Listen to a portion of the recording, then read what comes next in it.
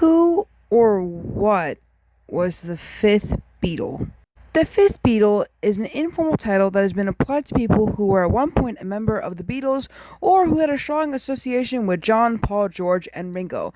The fifth Beatle claims first appeared in the press immediately upon the band's rise to global fame in 1963 through 1964. The members have offered their own views as to who should be described with a title. Paul said on two occasions that if anyone was the fifth Beatle, it was their manager Brian Epstein and the producer George Martin. Harrison stated at the Beatles' 1988 induction into the Rock and Roll Hall of Fame, I wish the Monkees were inducted in, that there were only two fifth Beatles, Derek Taylor, their public relations manager, and Neil Aspinall, their road manager turned business executive. The term originated in 1964 with the American disc jockey Murray the K, who pronounced himself the fifth Beatle due to the amount of promotion and coverage he afforded the band on his radio program. Others referred to as the fifth Beatle include their original drummer Pete Best, their bassist Stu Cliff, and keyboardist Billy Preston. As you could see on screen, I'm showing you people who were considered to be the fifth Beatle, from early group members to music contributors, and trust me when I say that I'm mentioning this all for a very important reason.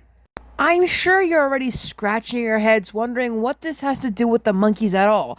Why read a whole Wikipedia definition of the fifth Beatle and yet have the title of the video be about the Monkees? Well, it all started when I saw this picture online. I saw this picture on my Instagram and I was like, wait a minute, a fifth monkey?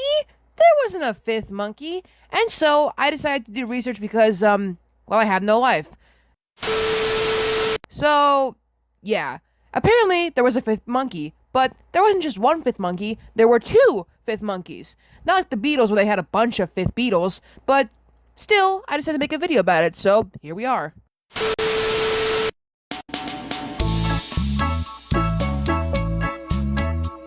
If only. We're going to talk about Bill Chadwick first because, well, that's the first guy I noticed to be a fifth monkey, and then when I googled fifth monkey, I got him and then David Pearl, so we're obviously going to be talking about Bill Chadwick first. For one moment in time. Bill Chadwick was born in LA in 1943 and was destined to intersect with the radiant world of music and art. In the throes of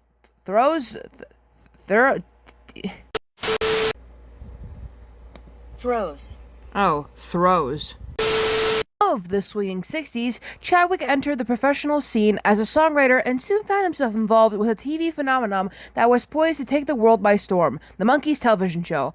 Initially hired as a writer, his creative talent couldn't be contained by mere scripts as he soon began weaving lyrical magic for the band as well. Some of his masterpieces etched into the annals of Monkees discography include the unforgettable Of You and Zor and Zam, co-created in unison with other Monkees. Not one to be confined behind the scenes, Chadwick also made appearances in the several episodes of the vibrant television series, effortlessly transitioning from the writer's desk to the stage. As if to further prove his multifaceted artistic prowessness, he even lent his voice to lead vocals on a few remarkable songs.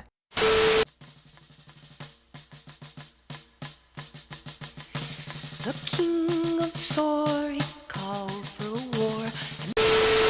Despite the undeniable imprint Bill Chadwick left on the Monkees' journey, his contributions were somewhat obscured by the spotlight that naturally followed the official band members, larger-than-life figures who dominated the public consciousness.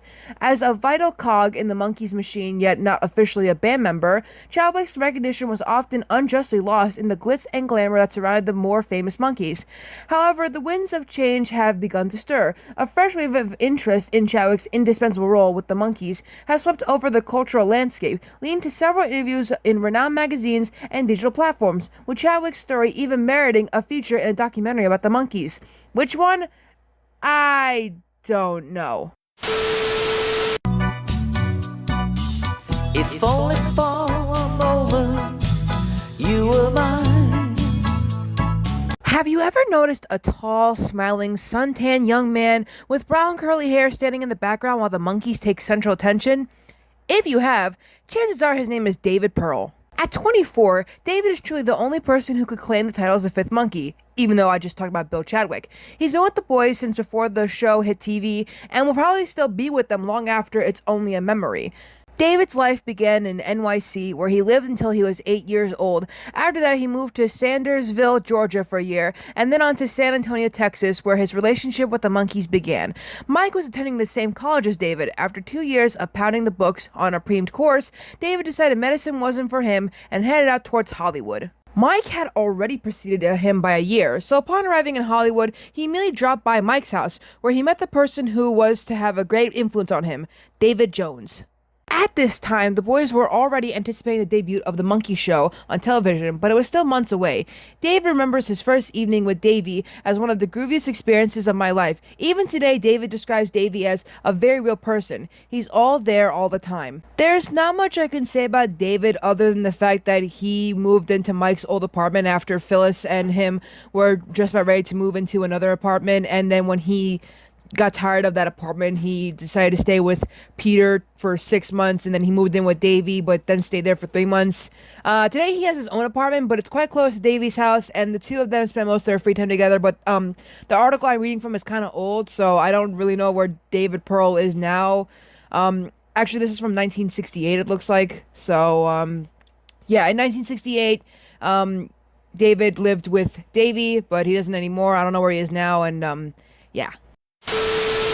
That's really all I can say about Bill Chadwick and David Pearl.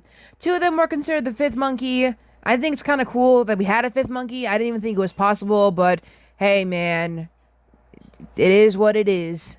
Our hearts would beat as one, they'd intertwine. If only for a moment in time.